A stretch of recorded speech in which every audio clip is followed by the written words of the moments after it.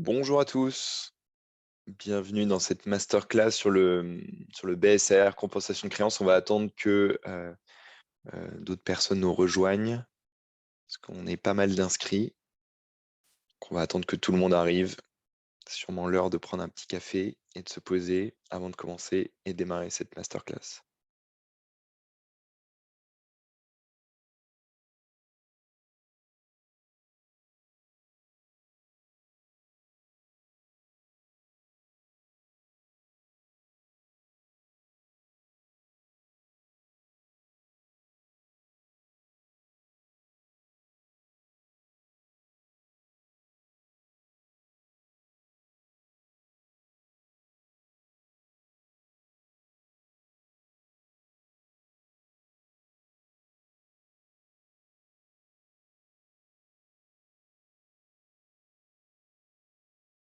On va attendre encore 1 ou 2 minutes et après on va commencer. Je partagerai mon écran et comme ça je pourrai vous présenter les slides que j'ai préparés sur cette masterclass.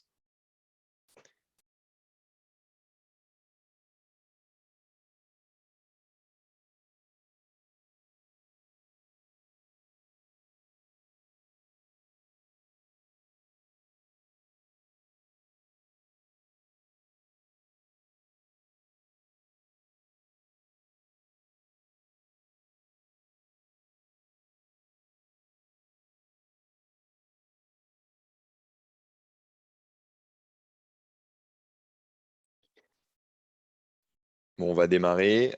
Alors, je vais vous partager mon écran. Avant juste de commencer, vous pouvez interagir directement dans le chat. Donc, si vous avez des questions, posez-les. Je les prendrai à la fin de la masterclass. Justement, j'ai prévu un moment, un espace Q&A pour prendre vos questions. Donc, posez-les et je les prendrai vraiment à la fin. Alors, je vais partager mon écran tout de suite.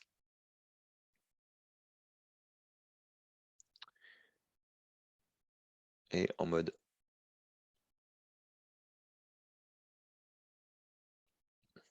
slideshow. Donc là, normalement, vous devez voir mon écran et on va pouvoir commencer du coup cette masterclass. Donc bonjour à tous.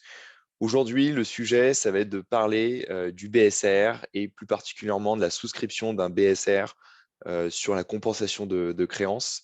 Donc vous verrez, c'est un sujet, vous avez sûrement dû en entendre parler sur le volet investissement dans les startups. Et donc le BSR est un mécanisme qui est justement privilégié pour l'investissement en startup. Donc ça va être l'occasion justement de rediscuter du sujet donc BSR et de faire notamment un focus sur le volet compensation de créances. On aura l'occasion de balayer tout ça durant 1 heure durant sur cette masterclass. Rapidement, si je me présente, donc moi je suis le responsable juridique chez Sealegals. Je m'appelle Marc, donc j'ai 31 ans et j'ai été avocat pendant quelques années avant de rejoindre Sealegals. Et donc c'est pour ça que je suis ravi aussi de pouvoir, on va dire, décrypter avec vous le sujet du BSR et notamment du BSR sur la partie compensation de créances. Juste en quelques mots, Sealegal, c'est une legal tech anglaise qui est une plateforme donc, qui digitalise et automatise toutes les opérations de levée de fonds sur le capital et également le partage du capital avec vos salariés. Pour le dire autrement, donc c'est vraiment le volet levée de fonds et le volet intéressement comme les BSPCE ou les BSA, si vous connaissez. Donc, revenons sur le sujet, donc BSR sur la compensation avec la compensation de créances. Donc, sur ce sujet-là, voici un peu l'ordre du jour, on va dire, en tout cas les différents points qu'on va balayer ensemble. Ce que je vous disais avant de peut-être d'aller un petit peu plus dans le détail sur ce que c'est que la compensation de créances, qu'est-ce que ça veut dire? La compensation de créances, c'est de refaire quand même un petit rappel sur déjà le BSR, qu'est-ce qu'un BSR, comment tourne un BSR, qu'est-ce que ça veut dire, quelle est la mécanique. Je pense que c'est important justement d'avoir les points importants du BSR en tête pour ensuite justement faire un focus sur le volet souscription et notamment sur la partie compensation de créances et surtout vous expliquer quel est l'avantage de souscrire un BSR par la voie de la compensation de créances, que ce soit à la fois côté pour les fondateurs, pour la société, mais également pour l'investisseur R. Et enfin, encore une fois, l'idée, c'est de vous montrer en pratique et vraiment de manière très concrète quelles sont les différentes étapes à suivre quand on veut faire justement un investissement en BSR par la souscription, par la compensation de créances, et justement, dans les faits, comment on pourrait peut-être aller plus rapidement justement dans ce processus, comment justement simplifier les choses, que ce soit à la fois côté société et à la fois côté fondateur.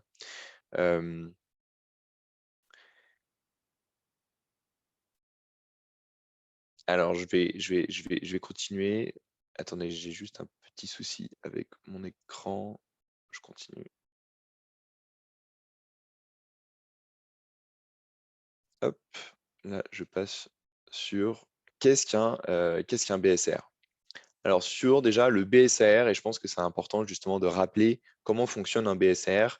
Le petit mot du BSR, déjà vous avez le mot BSA. Le BSA, qu'est-ce que c'est? C'est un bon de souscription d'action. Concrètement, qu'est-ce que ça veut dire? Ça veut dire qu'un investisseur qui souhaite investir dans une startup pour justement soutenir son développement et qui voit un potentiel, notamment financier, à court, moyen ou à long terme, va investir justement dans une startup par le biais d'un BSA. Et le BSA, qu'est-ce que c'est? C'est un bon. Donc c'est un bon justement qui va permettre à l'investisseur de recevoir des actions de la société ultérieurement. Donc, si je résume, aujourd'hui, vous avez donc un investisseur qui veut investir, par exemple, un montant de 100 000 euros dans la société. Il va souscrire un bon de souscription pour 100 000 euros. Donc, il va avoir un bon. Et plus tard, ce bon va permettre à l'investisseur R de recevoir des actions dans cette société.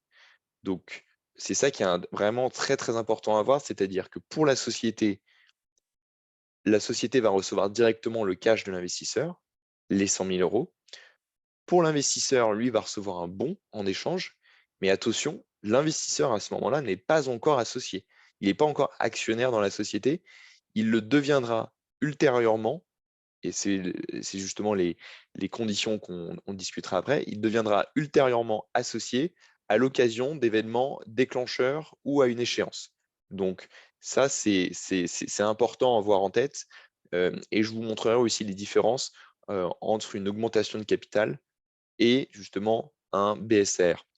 Et pourquoi on dit R? C'est pour justement la notion d'accord d'investissement rapide. Peut-être pour la petite histoire, donc en fait le BSR, c'est on va dire la mécanique qui existe. En fait, c'est ce qui est reflété, c'est ce qui trouve son origine, vous savez, dans la mécanique du SAFE aux États-Unis, qui a été développé donc par l'incubateur, fameux incubateur Y Combinator, qui justement a mis et a créé le mécanisme du SAFE américain pour faciliter et accélérer justement le financement des investisseurs dans justement les startups et repousser ultérieurement peut-être toutes les discussions, notamment sur les sujets de valorisation, de discussion contractuelle.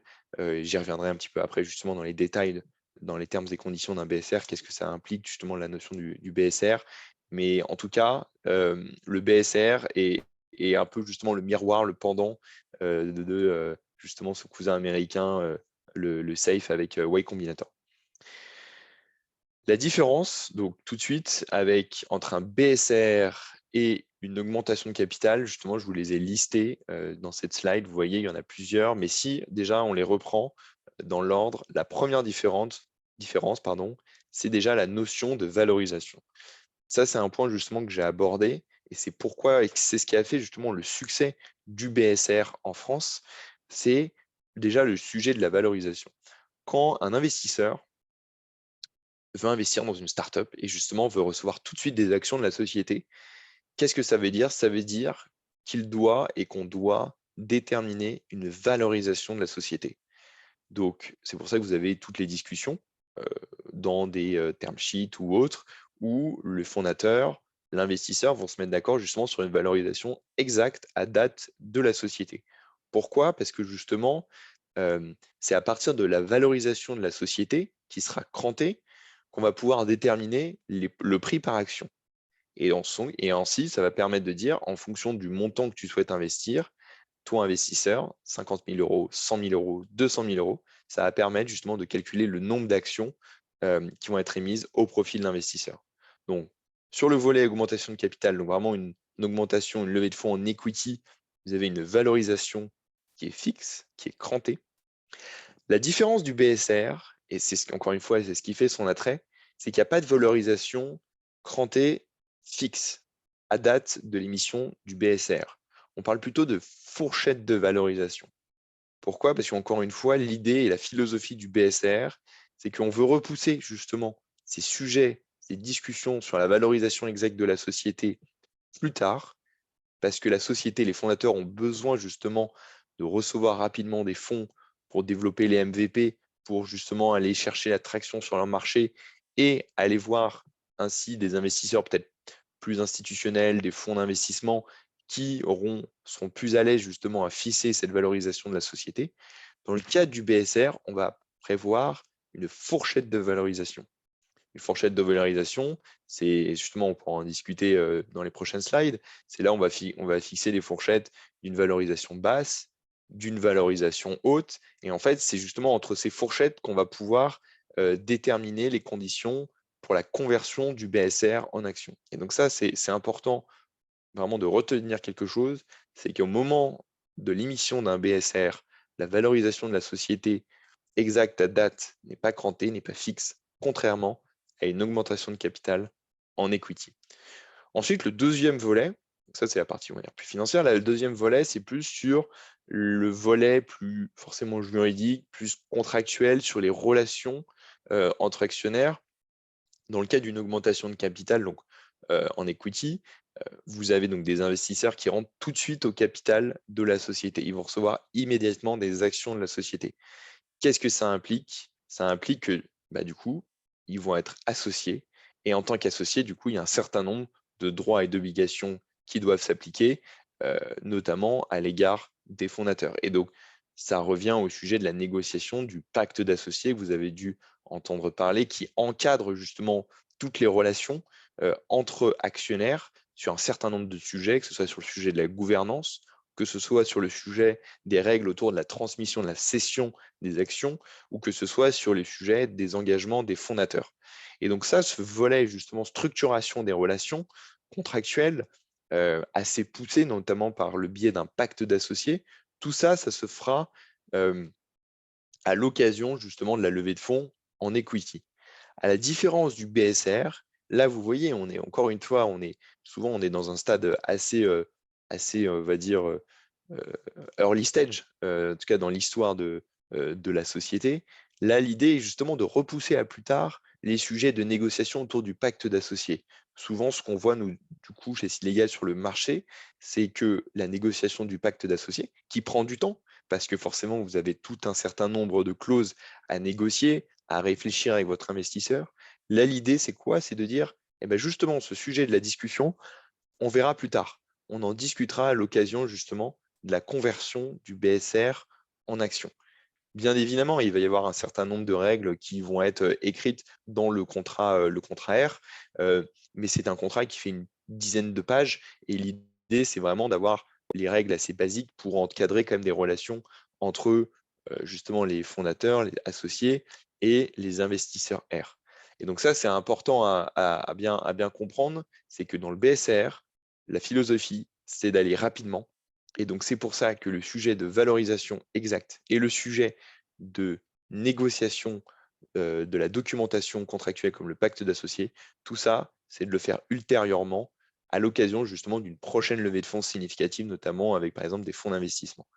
Euh, alors là, je vous ai mis aussi on peut continuer le reste de la liste. Vous avez aussi donc le sujet de la dilution, très importante pour les fondateurs. Vous voyez bien que si vous émettez un BSR justement à des investisseurs, l'investisseur n'étant pas encore associé de la société, n'ayant pas encore des actions de la société, du coup, il n'y a pas encore de dilution subie par les fondateurs. Ça se fera bien sûr ultérieurement, mais à date, il n'y en a pas, contrairement justement à une augmentation de capital où des actions sont émises directement aux, euh, aux investisseurs. Un dernier point, et je ne vais pas tous après terminer tous les points, mais le point le plus important dans les trois derniers, c'est aussi la notion de versement des fonds. Ce qui est intéressant, c'est que dans le cadre d'un BSR, en fait, les fonds qui sont versés par l'investisseur sont versés directement sur le compte courant de la société. Et donc, c'est là où justement c'est intéressant quand vous êtes fondateur, c'est que vous avez besoin d'avoir justement rapidement des fonds, rapidement de cash, parce que vous avez besoin de recruter, d'embaucher un tel développeur pour continuer justement à développer tel produit et attaquer votre marché. Là, vous voyez aussi en termes de rapidité d'exécution, les fonds qui viennent via justement le BSR vont être versés directement sur le compte courant de la société. Ce qui est important à noter, c'est que dans le cadre d'une augmentation de capital, ça va passer par un compte séquestre auprès de la banque. Donc, bien évidemment, si les fonds sont envoyés rapidement par les investisseurs, bien sûr, ça peut être débloqué rapidement, mais vous voyez bien que on évite aussi le passage par un compte séquestre. On attend que tous les fonds soient obtenus, recueillis sur ce compte séquestre avant de pouvoir les libérer et les transmettre et les transférer sur le compte courant de la société. Donc voilà, c'est vraiment, encore une fois, l'attrait du BSR, c'est d'être rapide, c'est d'être agile et justement, c'est de ne pas subir, on va dire, peut-être la lourdeur juridique associée à une opération d'augmentation de capital. Si on revient et on fait un focus notamment sur le BSR, avec notamment les termes et conditions, je le disais, déjà, il y a deux moyens, il y a deux façons de convertir justement ce BSR en action. Là, la première façon, première timeline, ça va être à l'occasion d'un événement déclencheur. Et ça, justement, j'ai préparé une slide sur qu'est-ce qu'on appelle un événement déclencheur, c'est-à-dire à l'occasion d'une prochaine levée de fonds significative. Et donc là, ce sera à vous de déterminer justement le seuil. Qu'est-ce qu'on entend par une prochaine levée de fonds significative? 500 000 euros, 600 000 euros, à l'occasion du rachat de la société, donc une prise de contrôle de la société, ou d'une procédure collective. Et donc ça, ce sont des événements déclencheurs. Ensuite, comment va fonctionner justement la conversion du BSR? Et c'est là où justement, ce que je vous disais sur ces fourchettes de valorisation, habituellement, on va prévoir dans les termes et conditions du BSR une valorisation cap, une valorisation floor et un taux de décote. Donc, on va les reprendre dans l'ordre. En gros, qu'est-ce qu'on va se dire? On se dit qu'à date, la valorisation de la société, elle se situe entre un floor et entre un cap. Encore une fois, les discussions peuvent être assez longues pour définir exactement la valorisation. Et là, l'idée, c'est de donner plutôt un ordre de grandeur. Qu'est-ce que ça veut dire? C'est-à-dire que l'investisseur qui détient un BSR, à l'occasion d'un événement déclencheur, donc par exemple une prochaine levée de fonds significative, imaginons, si vous avez la valorisation de la société qui est crantée à ce moment-là, qui est discutée et qui est au-dessus de la valorisation cap, ça veut dire que pour l'investisseur, R, qui a un BSR, lui va convertir son BSR non pas sur la valorisation du prochain tour, mais sur la base de la valorisation du cap. Parce que justement, la valorisation du prochain tour est au-dessus du cap. Donc là, vous voyez où c'est intéressant justement pour l'investisseur R. A contrario, si à l'occasion de de la levée de fonds significative, donc un événement déclencheur, la valorisation de la société est en dessous de la valorisation floor. À ce moment-là, justement, pour l'investisseur R, il ne va pas convertir sur la base de la prochaine valorisation en dessous du floor, mais il va convertir son BSR sur cette valorisation floor.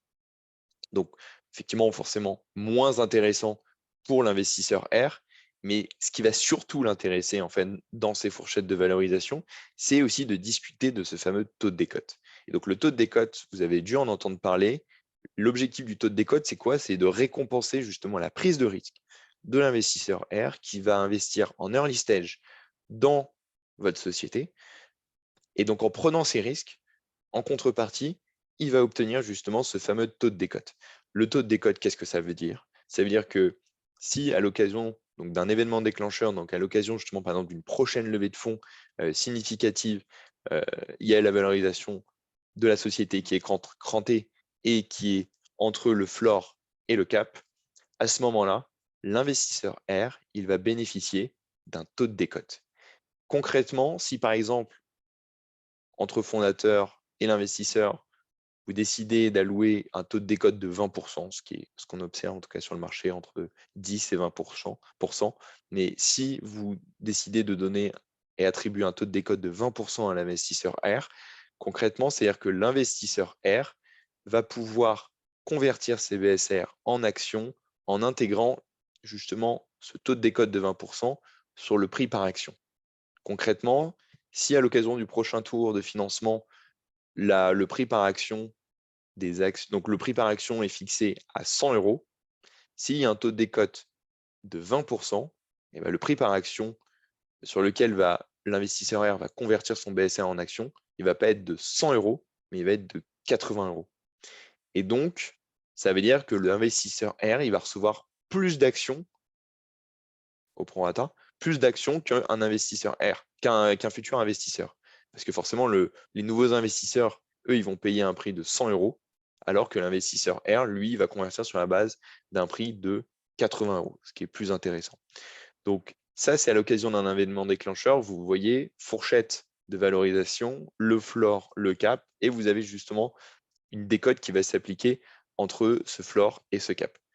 Ça, c'est le premier cas de figure pour la conversion du BSR en action. Vous avez le deuxième cas de figure qui est à échéance.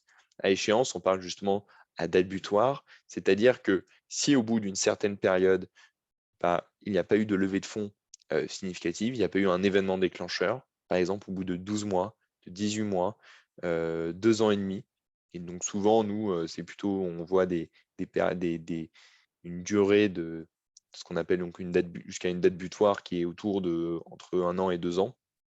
Si à l'issue justement de cette période, il n'y a pas eu d'événement déclencheur, à ce moment-là, il y a la possibilité pour l'investisseur R de convertir son BSR en action sur la base d'une valorisation date butoir qui aura été définie au préalable avec l'investisseur et du coup, à partir justement de cette date butoir, donc cette fameuse période d'un an, 1 an et demi ou 2 ans, sur lequel l'investisseur R va pouvoir convertir. Encore une fois, ça on peut envoyer, il y a 2 signaux. Le premier, tout dépend encore une fois du business model de la société, mais soit c'est un mauvais signal et donc la société n'a pas réussi à lever des fonds, parce que compte tenu de son business model, compte tenu de son marché, en fait, elle a eu dans tous les cas besoin de lever des fonds pour justement augmenter la valorisation, générer du revenu. Et donc pour l'investisseur R, de toute façon, ce sera plutôt une mauvaise opération. Euh, donc ça, c'est le premier cas. En revanche, l'autre signal, c'est que ça peut être aussi, et nous on le voit, des sociétés qui arrivent à bootstrapper assez rapidement, c'est-à-dire qui arrivent à générer du revenu et surtout à être rentables, et finalement qui n'ont pas besoin de lever des fonds, qui n'ont pas besoin d'avoir une dilution par de nouveaux investisseurs. Et donc à ce moment-là, l'investisseur R, euh, pour lui, c'est pourquoi pas aussi une bonne opération, parce que c'est une façon du coup de rentrer au capital de la société finalement dans des conditions plus intéressantes et potentiellement peut-être de recevoir des dividendes ou autre. Donc, encore une fois, vous avez le BSR, mais tout dépend aussi de l'intérêt, notamment sur la partie de la conversion, en fonction du business model de la société. Et c'est pour ça que certains disent ah, si c'est à date butoir, c'est une mauvaise opération pour l'investisseur R. Pas toujours. Parfois, oui, mais encore une fois, tout dépend en fait du business de la société dans lequel vous souhaitez investir.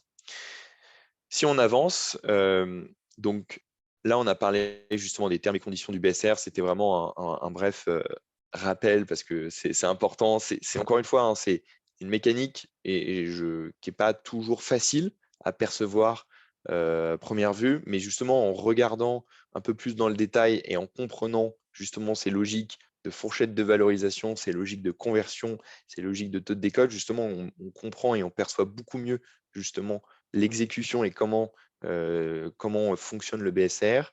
Et donc là, c'est vous parler justement et de faire un focus sur la partie de la souscription. On a dit le BSR, l'investisseur R, il va souscrire un bon, le BSA, bon de souscription d'action. Et en échange de ce bon, et du coup, il va verser, il va le payer, il va payer justement le montant qu'il souhaite investir. Par exemple, je souhaite investir 50 000 euros dans telle startup, je vais devoir payer 50 000 euros et en échange, je vais recueillir ce bon. Là, sur cette slide, justement, et là, on va faire justement une petite transition sur la partie compensation de créances. Il y a deux façons de souscrire un BSR. La première façon, qui est assez classique, c'est une souscription en cash. C'est-à-dire que mes 50 000 euros, je vais les envoyer, je vais les virer directement sur le compte courant de la société. Donc, côté société, je vais recevoir les 50 000 euros en cash. Je vais pouvoir développer justement mon activité. Et en face, côté investisseur, moi, je vais avoir souscrit à mon BSR. Ça, c'est la première façon de souscrire un BSR. Il y a une deuxième façon justement de souscrire un BSR, et donc c'est l'objet de cette masterclass, c'est via la compensation de créances. En quelques mots, la compensation de créances, qu'est-ce que ça veut dire? Ça veut dire que en tant que souscripteur, en tant qu'investisseur, j'ai déjà une créance à l'égard de la société.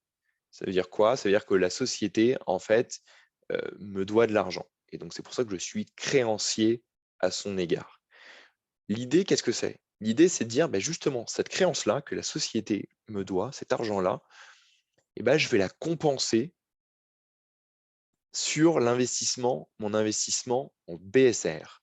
Donc, vous voyez bien l'idée. C'est-à-dire que si, par exemple, la société me doit 50 000 euros et que moi, je souhaite investir 50 000 euros dans la société via le BSR, au lieu d'envoyer 50 000 euros supplémentaires sur le compte courant de la société, je vais plutôt utiliser la créance de 50 000 euros que je détiens déjà dans la société pour compenser et souscrire à mon BSR. Et donc, à l'arrivée, qu'est-ce que vous avez? Vous avez donc un investisseur qui aura souscrit un BSR et du coup, l'entreprise qui devait 50 000 euros à cet investisseur R, finalement, ne doit plus 50 000 euros à cet investisseur R parce qu'il l'aura utilisé pour souscrire à son BSR. Là, je vous donne un petit exemple, justement, dans le cadre d'un accélérateur, et notamment pour vous dire, dans les faits, comment ça peut justement se mettre en place. Déjà, sur le volet BSR, compensation de créances, bien évidemment, ça implique d'avoir déjà, en tant que, si c'est un investisseur qui souhaite même de souscrire un BSR dans votre société, ça implique déjà d'avoir eu des relations au préalable avec cet investisseur, parce que c'est un de vos prestataires, parce que c'est un incubateur, parce que c'est un accélérateur. Encore une fois, il y a plusieurs profils, en tout cas de souscripteurs, qui peuvent utiliser justement ce mécanisme de la compensation de créances. Et donc là, je vous donne un exemple avec le cas d'un accélérateur. Donc, vous avez l'accélérateur, il a un batch de start-up plusieurs fois dans l'année. Et en fait, forcément, l'accélérateur ou l'incubateur, lui, c'est donc pourquoi pas d'investir justement dans les startups qui sont les plus prometteuses, mais c'est surtout, souvent, régulièrement, c'est d'apporter aussi des services, un accompagnement aux startups. Donc un accompagnement à divers niveaux, que ce soit sur du gros marketing, que ce soit sur du pitch, sur même un volet juridique, sur un volet commercial. Encore une fois, l'idée, c'est de les aider les fondateurs à se structurer à tous les niveaux de l'entreprise. Et donc, il y a cet accompagnement qui est proposé, et ce sont des formations qui souvent sont facturées aussi par des incubateurs, par des accélérateurs. Et nous, on le voit aussi chez Silegals. Et donc là, dans mon exemple, j'ai pris donc, le coût d'un accompagnement, par exemple, de 10 000 euros. Et en fait, ce qu'on observe aussi, nous, chez Silegals, c'est qu'on voit justement des accélérateurs ou des incubateurs qui veulent investir dans les startups qu'ils accompagnent. Ils vont utiliser justement les services, le montant des services qu'ils souhaitent déjà facturer aux startups pour justement l'inclure dans leur investissement et souscrire à un BSR. Donc là, je vous prends l'exemple, par exemple, cette formation qui est à 10 000 euros. Et du coup, si l'accélérateur souhaite investir 10 000 euros dans la startup, du coup, au lieu de verser 10 000 euros sur le compte courant de la société, il va utiliser ces 10 000 euros. Mais vous pouvez très bien imaginer demain, par exemple, l'incubateur ou l'accélérateur souhaite investir 100 000 euros dans la société et peut très bien aussi faire un mix, c'est-à-dire faire, par exemple, là dans mon exemple, il y a eu 10 000 euros de prestations de services. Dans ce cas-là, l'accélérateur, l'incubateur au lieu de verser 100 000 euros, va verser 90 000 euros sur le compte courant de la société et va utiliser donc les 10 000 euros en compensation. Et donc, vous voyez, au total, ça fait bien 100 000 euros. Le BSR va bien être souscrit pour un montant de 100 000 euros. Sauf que dans les faits, dans les 100 000 euros, vous avez 900 000 euros, 90 000 euros pardon, qui vont être du cash pur. Et sur les 10 000 euros restants, ça va être de la compensation de créances par rapport justement à des services qui ont été apportés par l'incubateur accélérateur à la startup. Donc ça, vous voyez, c'est un exemple typique de ce qui en tout cas existe sur le marché, mais ça peut aussi très bien fonctionner. Par exemple, vous avez des prestataires de services. Imaginons, par exemple, quelqu'un vous accompagne, je sais pas, par exemple un advisor ou par exemple quelqu'un en tout cas qui vous facture, on va dire, des services côté à la société, à qui vous devez de l'argent, mais qui en même temps est intéressé par votre business model et qui a envie justement d'adopter une casquette d'investisseur parce qu'il croit à votre projet, il croit justement au potentiel de la startup. Et bah, justement, c'est l'occasion de dire, bah, en fait, le montant que tu me dois au titre des prestations parce que je t'ai accompagné quelques mois, etc., et donc tu me dois un certain montant, et bah, en fait, je vais l'utiliser pour souscrire euh, à un BSR, compensation de créances, parce que justement, euh, je vois le potentiel dans ta startup et j'ai envie aussi de rentrer au capital de ta société. Donc là, la question est aussi de savoir quels sont les avantages du coup d'un BSR compensation de créances par rapport à un BSR où on souscrit en cash. Encore une fois, je pense, tout dépend de la typologie en fait de l'interlocuteur. Si vous avez, on va dire, un investisseur que vous ne connaissez pas, qui vous avez jamais travaillé, qui vous accompagne pas, mais qui a un pur, on va dire, pure casquette d'investisseur avec un volet, enfin en tout cas une attente très financière. Bon, lui, l'idée, c'est aussi de vous envoyer de l'argent, de récupérer le BSR et justement en espérant y faire une culbute et trouver justement un intérêt financier à cette opération.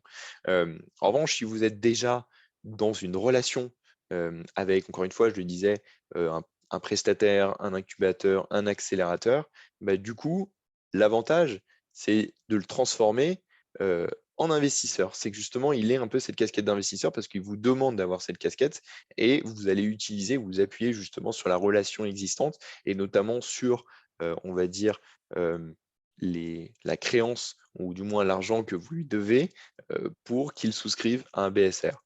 Donc, l'avantage pour la société, bah, je le dis, c'est une réduction de l'endettement dans le sens où bah, finalement, vous avez une dette, vous avez une créance. En tout cas, l'investisseur a une créance euh, contre la société. Bah, forcément, s'il compense cette créance, eh bah, la société ne doit plus d'argent au prestataire. Donc, mécaniquement, ce sera une réduction de l'endettement. Et l'autre point aussi, bah, c'est aussi de simplifier les transactions financières. Encore une fois, si vous devez, en tant que société, vous devez de l'argent à un investisseur, mais que par la suite, il souhaite souscrire aussi à un BSR, voilà, l'idée, c'est aussi de faciliter les transactions, éviter d'avoir des virements dans tous les sens et justement d'exécuter de manière plus agile et plus rapide ce type d'opération.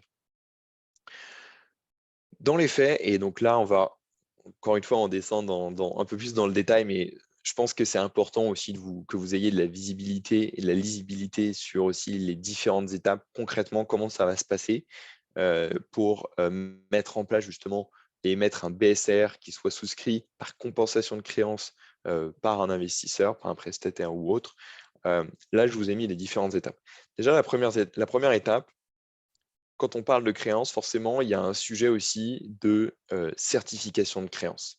Parce que l'idée, c'est encore une fois, c'est de s'assurer que la créance, elle soit bien, comme on dit en droit, exigible et liquide, c'est-à-dire qu'il y a bien une créance qui existe avec le bon montant et qui est due par la société. Et donc, c'est pour ça que la créance, il faut aussi qu'elle ait certaines, on va dire, qualités euh, sur le plan juridique. Et je l'ai dit, et donc, comme je disais, il faut qu'elle soit exigible et il faut qu'elle soit liquide. Encore une fois, il faut qu'elle existe au moment où l'investisseur souhaite l'utiliser et donc certaines et surtout qu'elle soit liquide, c'est-à-dire qu'elle soit due par la société. Et donc, ce n'est pas une créance qui doit être due dans 6 mois, dans un an. Ça ne marchera pas. Il faut que ce soit une créance qui soit due euh, au jour de l'émission du BSR. Donc, le premier point, c'est déjà que le président de la société certifie le montant de la créance. La deuxième étape, et ça c'est justement quelque chose qui est demandé et imposé par le code de commerce, c'est aussi d'avoir, si vous avez donc un commissaire aux comptes, qui se prononce également sur le montant de cette créance. Donc ça va être assez simple, hein, c'est-à-dire le commissaire aux comptes, il va ouvrir le livre comptable, il va aller regarder justement dans les écritures, il va s'assurer qu'il y a bien eu de créance inscrite justement dans les livres comptables qui est due par la société au profit de telle personne, qui sera justement cet investisseur R. Donc même chose, le CAC va aussi se prononcer déjà sur le volet de la créance. Encore une fois, l'idée, c'est aussi un sujet de protection. Protection, forcément, parce que derrière, il y a un sujet où le BSR va permettre de souscrire à des actions. Il y a un sujet où ça va rentrer au capital. Et donc, le fait de passer par ces étapes de certification de la créance par le président et aussi par justement l'étape du commissaire aux comptes, c'est de mettre en place justement, on va dire, un filtre et vraiment un passage plus, on va dire, sécure, notamment pour que les associés s'assurent que ça se fasse dans des conditions qui soient régulières. Et ensuite, une fois que vous avez validé ces deux premières étapes sur la partie de la créance, à la fois côté président et à la fois côté commissaire aux comptes, ensuite, c'est le workflow, on va dire, sont les étapes assez classiques dans l'émission d'un BSR, à savoir justement émettre un rapport du président, faire des décisions unanimes des associés, parce qu'encore une fois, quand vous émettez un BSR, donc un bon de souscription d'actions, c'est une valeur mobilière, et c'est une décision qui doit être prise par la collectivité des associés. Et donc c'est pour ça qu'il doit y avoir il y a des décisions unanimes d'associés qui vont se prononcer sur le BSR, l'émission du BSR, le montant du BSR, les termes et conditions du BSR. Et donc ça, c'est vraiment la partie, ce qu'on appelle corporate. Donc c'est-à-dire que ce sont des documents qui sont pris au niveau de la société, donc rapport du président, décision unanime des associés. Ensuite, vous avez donc le contraire. Donc là, le contraire, encore une fois, c'est une redite de euh, quel est l'investisseur, quel est le montant, quels sont les termes et conditions, quelle est la valorisation floor, quelle est la valorisation cap, quel est le taux de décote. Bref, en gros, c'est un document d'une quinzaine de pages qui justement vient réexpliquer les conditions de l'émission du BSR, avec peut-être aussi un certain nombre de conditions sur la partie engagement, déclaration des uns et des autres. Et donc ça, c'est un document, le contraire, qui est signé entre les fondateurs et l'investisseur R. Alors que, encore une fois, rapport du président, décision unanime des associés, tout ça sont des documents qui sont signés en interne, c'est-à-dire par le président ou par les associés. Mais à ce stade, enfin en tout cas, ce n'est pas du tout des documents qui sont signés aussi par l'investisseur. Dernier document, c'est le bulletin de souscription. Et donc, c'est là où ce document-là, il va être signé par l'investisseur R et ça va être un bulletin d'une page qui indique que monsieur X, justement, va souscrire à un BSR pour un montant de 50 000, 100 000, 200 000 euros. Et c'est là où justement il va y avoir l'adaptation. C'est soit par virement bancaire sur le compte de la société avec justement les coordonnées bancaires qui sont indiquées sur ce bulletin, ou sinon ce sera par la voie de la compensation de créances que la personne concernée détient à l'encontre de la société, etc., etc. Et donc tout ça bien évidemment va s'adapter sur la plateforme sur Seedlegals. Et justement, ça fait un peu suite sur le sujet, sur comment, dans les faits, vous avez la possibilité de simplifier justement ce processus sur le volet de la compensation de créances. Alors, je vais arrêter de partager mon écran et je vais vous montrer justement. Alors, attendez, dans les faits. Hop.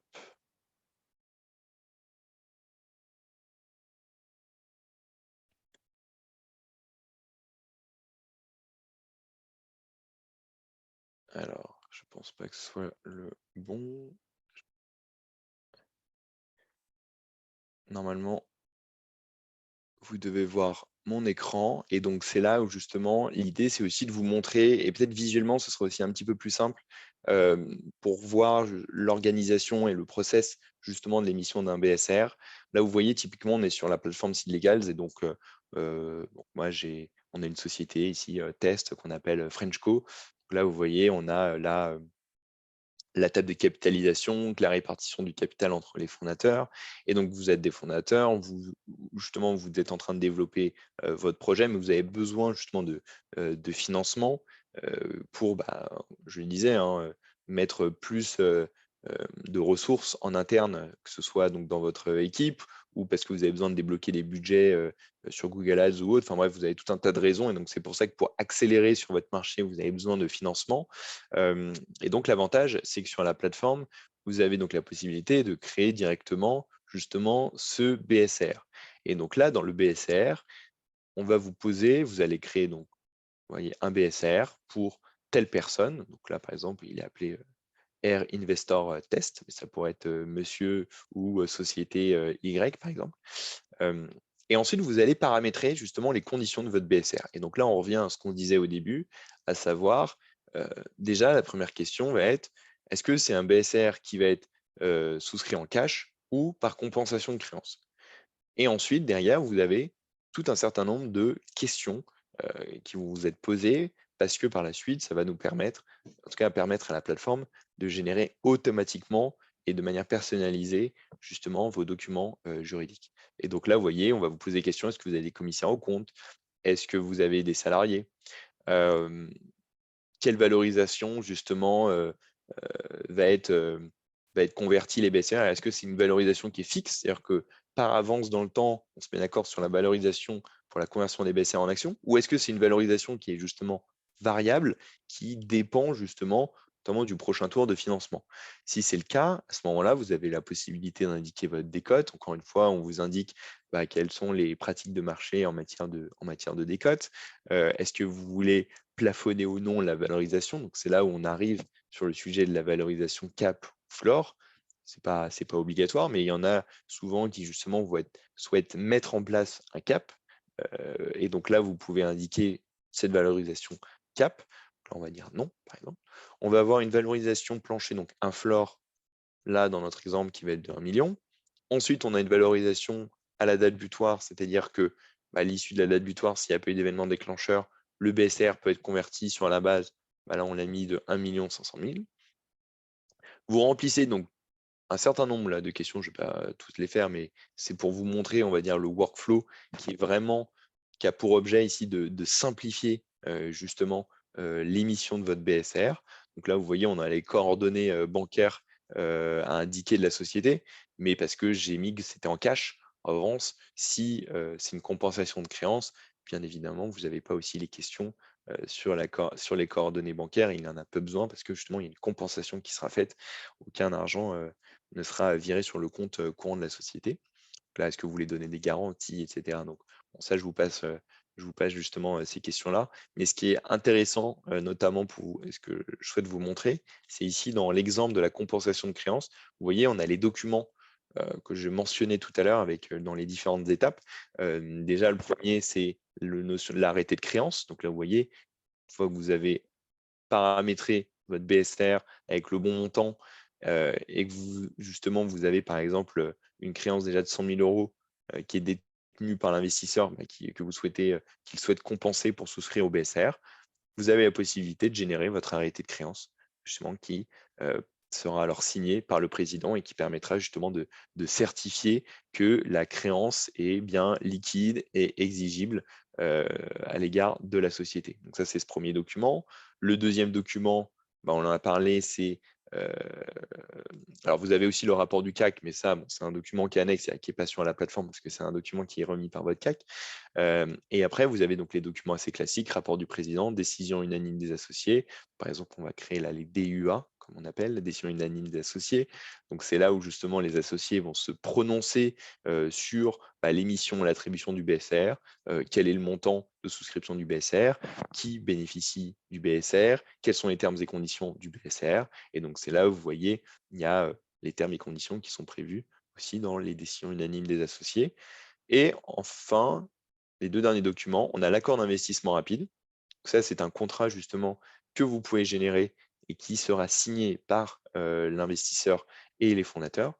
Donc là aussi, ce qu'on a mis en place, c'est une page de couverture, la cover letter, qui permet aussi pour des investisseurs qui sont peut-être pas très familiers avec le mécanisme de l'investissement en BSR, bah, justement de leur rappeler les grandes règles sur qu'est-ce qu'un BSR, voilà, qu'est-ce que, à propos de votre investissement, vous prévoyez d'investir X euros? Qu'est-ce que ça veut dire concrètement lors de la conversion? À quelle valorisation, justement, le BSR va être converti en action?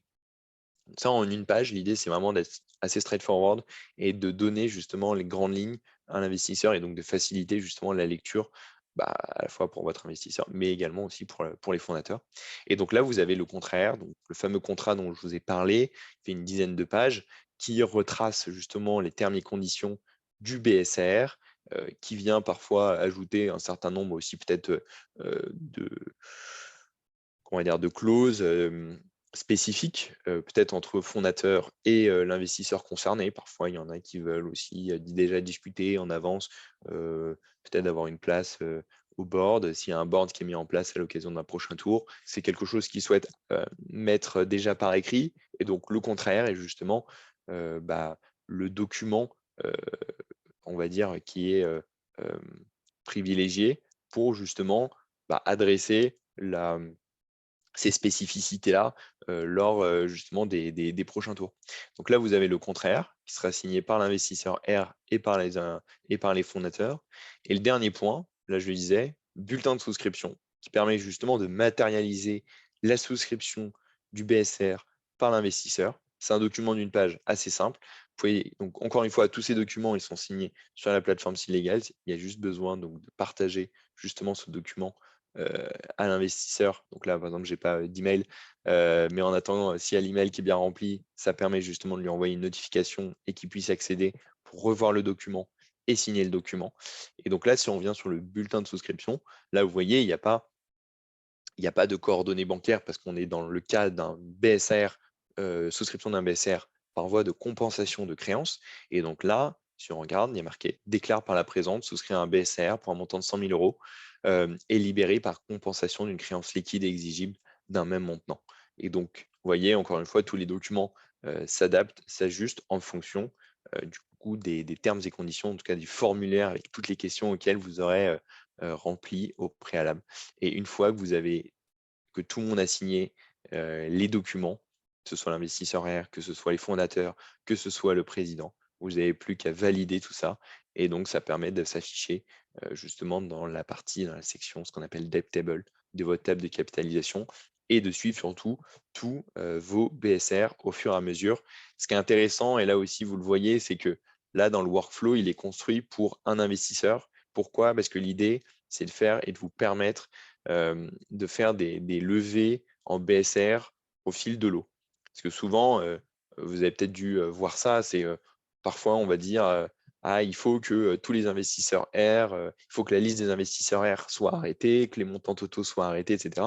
Sauf qu'en fait, dans la vie d'un fondateur, bah, vous pouvez avoir telle personne qui souhaite investir tout de suite dans votre société, qui n'a pas le même calendrier qu'un autre investisseur qui lui est prêt à investir dans 3 semaines. Et donc l'idée, c'est de trouver de l'agilité, c'est de trouver de la rapidité, de la facilité. Donc c'est pour ça que dans les workflows, c'est construit par investisseur. Et donc par investisseur, vous allez avoir à chaque fois les documents le concernant. Et c'est très rapide parce que tous ces documents sont générés automatiquement via la plateforme, peuvent être partagés directement sur la plateforme et peuvent être signés directement sur la plateforme. Donc pas besoin d'attendre que tous vos investisseurs R, on va dire, on va dire soient arrêtés avec tous les montants, soit définitifs. Vous pouvez faire tout ça au fil de l'eau. Je vais arrêter donc là de partager. Je vais peut-être prendre aussi vos questions. Mais en tout cas, ça vous a permis surtout, je pense, d'avoir un peu un aperçu déjà sur le processus, sur le BSR, de voir aussi bah, comment fonctionne le BSR et surtout de faire ce focus sur la partie BSR, compensation de créances. Vous voyez comment aussi ça fonctionne. C'est pas plus compliqué, honnêtement. Il faut juste être bien guidé et avoir les bonnes étapes en tête pour ne rien manquer.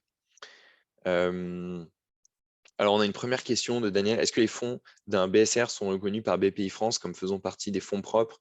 Hem, alors moi, dans ce que je comprends et des retours que j'ai, à mon sens, non. Je crois que justement BPI France ne va pas tout enfin, encore une fois, j'ai eu des cas un peu différents. J'ai eu différents sons de cloche, mais là, récemment, j'ai entendu dire que BPI France ne les reconnaissait pas, justement comme faisant partie des fonds propres. Donc encore une fois, tout dépend de votre stratégie. Si vous voulez aller chercher, justement, des fonds BPI, il y en a qui souvent, nous, ce qu'on voit, c'est qu'ils commencent déjà à amorcer avec des premiers BSR et ensuite, dans un second temps, veulent faire une opération en augmentation de capital et vont aller chercher justement des fonds auprès de Bpifrance ou parfois ils ont même pas besoin, parce qu'en fait tout dépend, du montant, des fonds propres vis-à-vis de Bpifrance. Donc tout dépend encore une fois comment vous voulez structurer, vos opérations. Mais en tout cas, pour répondre à ta question, sur le BSR, effectivement, il y a, cette partie, là sur la partie comment ça peut être bien utilisé pour la suite, notamment sur la partie subvention. Mais dans ce qu'on voit, nous, notamment, pour des fondateurs, c'est vraiment le volet exécution rapide, d'avancer rapidement dans le sens où si vous avez des investisseurs qui sont prêts justement à mettre, à investir, chez vous, je dis n'importe quoi, 50 000, 100 000 €, hem et qui sont pas dans un état d'esprit ou encore une fois, hein, parce que c'est de la love money, parce que en fait, c'est de l'argent, de proches ou autre et donc vous allez envie d'avancer assez rapidement. Bon, vous voyez bien, est-ce que mettre en place toute un processus d'augmentation de capital avec toute la lourdeur que ça implique, est-ce qu'il y a besoin de passer par ce biais-là, alors que le BSR est vraiment le mécanisme qui est idéal et qui est adapté pour ce genre de situation? Hem Sur une question de Daniel, quel est le coût de Silégal sur un BSR de 100 000 €? Alors, justement sur la partie, financement, nous, chez Seed Legals, l'idée c'est, que le pricing, soit adossé aussi sur le montant qui est levé en BSR et donc typiquement, heu, une levée, de 100 000 € et bah, ça coûtera à ce moment-là, 1 000 € pour, justement émettre, tous les la documentation, juridique, la partager, la faire signer et surtout de bénéficier d'un accompagnement dès quelqu'un, au customer success qui pourra vous guider notamment sur la partie terms and conditions, parce qu'encore une fois, donc là, je les ai passés rapidement, mais il peut y avoir aussi de la discussion avec les investisseurs. L'idée, c'est vraiment de faciliter tout le processus, faire preuve de pédagogie à la fois pour vous, pour que ainsi ça permet, bah, d'avoir les bons arguments et de, discuter aussi, les bons sujets avec, l'investisseur R. Parce qu'on est bien conscient encore une fois que c'est des sujets, forcément qui sont nouveaux pour les fondateurs. Heu, on parle encore une fois de juridique, tout le monde n'a peut-être pas la même appétence, pour le juridique et donc l'idée, c'est vraiment aussi de vous faciliter la vie pour que vous puissiez plutôt passer du temps sur le développement de votre projet. On sait ce que c'est, notamment au début d'une aventure, vous êtes au four et au moulin et donc l'idée, c'est de passer, le moins de temps possible sur le juridique, tout en justement, vous permettant d'émettre et justement d'organiser votre financement au BSR de manière sécurisée, de manière guidée via, justement, une plateforme qui est, construite pour ce besoin. Est-ce que vous avez d'autres questions sur, sur le sujet du BSR, de la compensation de créances? Profitez-en. Justement, c'est justement cet espace, réservé pour le Q&A. Donc encore une fois, bah, c'est encore avec plaisir pour répondre à toutes vos questions, en la matière. Je sais pas si Daniel, ça a pu répondre déjà à tes questions sur les 2 premières? Hem,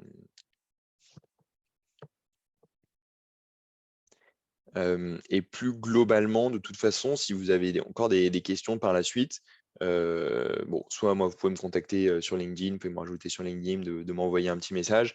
Sinon, si c'est pour une question de pricing, par exemple, Daniel, moi, je t'invite à aller directement sur le site, justement de Seed Legals, peut-être te créer un compte justement, bah, pour que tu puisses te rendre compte, et discuter avec quelqu'un qui justement via le chat pour organiser un rendez-vous et qui puisse, bah, te montrer, te faire une démo de la plateforme si c'est quelque chose qui t'intéresse et que tu souhaites, justement, approfondir.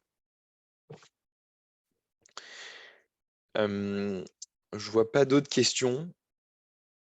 Bon, je vais m'arrêter là. En tout cas, bon, c'était un grand plaisir de faire cette masterclass, peut-être de décrypter. J'espère que vous y voyez un petit peu plus clair déjà sur, encore une fois, le financement BSR. C'est assez technique, mais encore une fois, là, l'idée, c'est de vous donner un maximum de contenu, soit par des vidéos, soit par des articles. Donc, bon, je vous invite aussi à aller sur le site internet de Sealegals. On a rédigé plein d'articles, plein de contenus sur ces sujets, donc de BSR ou autres. Et encore une fois, on sera ravis de prendre le temps pour vous expliquer et peut-être pour vous rassurer aussi sur ces mécaniques. Euh, alors, et dernière question, comment faire pour une compagnie qui vise, j'imagine, à lever des fonds internationalement par la suite? Alors, c'est vrai que c'est un bon point sur la partie BSR. Ce qui est important, c'est que les investisseurs R, ils peuvent envoyer les fonds de n'importe où. Ça peut être bien évidemment aussi des investisseurs étrangers. Euh, Encore une fois, l'investissement se fait dans votre société qui est basée, qui est incorporée en France. Et donc, je veux dire, que ce soit, et nous on le voit, on avait des investisseurs américains ou des investisseurs qui sont à Singapour. L'idée, c'est d'envoyer les fonds avec le bon montant. En tout cas, il faut que ça se traduise bien en euros, mais il n'y a aucun problème, justement, si vous souhaitez lever des fonds, même à l'international. Ce qui est important de garder en tête, c'est que euh, encore une fois, si votre société, elle est française, elle est incorporée en France, et donc il faut suivre, on va dire, les règles en matière d'investissement euh, en France, et donc ce sera par justement le BSR. Et d'ailleurs, sur ce sujet-là, vous avez la possibilité dans les Terms and Conditions, euh, dans le workflow du BSR en question, de pouvoir générer justement, par exemple, le contraire en anglais. Donc, si vous avez un investisseur qui est étranger, qui ne parle pas français, vous pouvez du coup lui envoyer le contraire qui sera avec une traduction en anglais, avec notamment la cover letter qui sera en anglais pour qu'ils comprennent bah, du coup comment ça fonctionne. Après, encore une fois, nous, ce qu'on observe, c'est que comme il y a déjà eu le cousin américain avec le YC Safe qui est déjà mis en place depuis 2014, souvent les investisseurs ils sont quand même déjà éduqués sur la mécanique, ce soit sur on vire l'argent tout de suite et la conversion se fait ultérieurement. Ça, encore une fois, c'est la mécanique du YC Safe. Donc, voilà, généralement, ils sont habitués à ça et donc le BSR, ils le comprennent aussi rapidement pour ceux qui ont déjà investi, notamment via des safes dans des entreprises américaines. Euh, je vais m'arrêter là. En tout cas, je vous souhaite une excellente journée. À très vite, j'espère. Et encore une fois, si vous avez des questions ou autres, ajoutez-moi sur LinkedIn ou sinon, je vous invite à aller sur le site internet de Sealegals. Mais en tout cas, un grand merci à vous et je vous souhaite une très bonne journée. Au revoir.